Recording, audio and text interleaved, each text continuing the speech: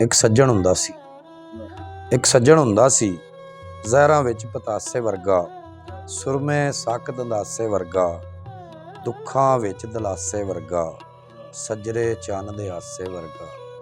ਇੱਕ ਸੱਜਣ ਹੁੰਦਾ ਸੀ, ਅੱਲੜ ਸ਼ੋਖ ਹਵਾਵਾਂ ਵਰਗਾ, ਧੁੱਪਾਂ ਦੇ ਵਿੱਚ ਛਾਵਾਂ ਵਰਗਾ, ਔਖੇ ਵੇਲੇ ਬਾਹਾਂ ਵਰਗਾ, ਅੱਠੇ ਪਹਿਰ ਦੁਆਵਾਂ ਵਰਗਾ। ਇੱਕ ਸੱਜਣ ਹੁੰਦਾ ਸੀ, ਤਿੱਖਾ ਤੇਜ਼ ਸ਼ਰਾਬਾਂ ਵਰਗਾ, ਰੰਗ ਤੇ ਰੂਪ ਨਵਾਬਾਂ ਵਰਗਾ, ਸੁੱਚਾ ਫੁੱਲ ਗੁਲਾਬਾਂ ਵਰਗਾ, ਪਿਛਲੀ ਰਾਤ ਦੇ ਖਾਬਾਂ ਵਰਗਾ।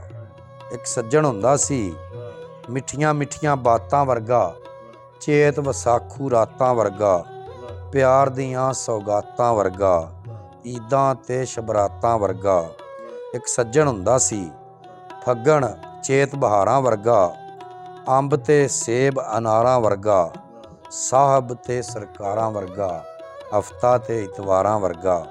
ਇੱਕ ਸੱਜਣ ਹੁੰਦਾ ਸੀ, ਮੱਖਣ ਦੁੱਧ ਮਲਾਈਆਂ ਵਰਗਾ, ਟਾਂਗਰ ਗਚਕ ਖਤਾਈਆਂ ਵਰਗਾ, ਬਰਫੀ ਖੰਡ ਮਠਾਈਆਂ ਵਰਗਾ, ਸੰਧੂ ਨੇਕ ਕਮਾਈਆਂ ਵਰਗਾ।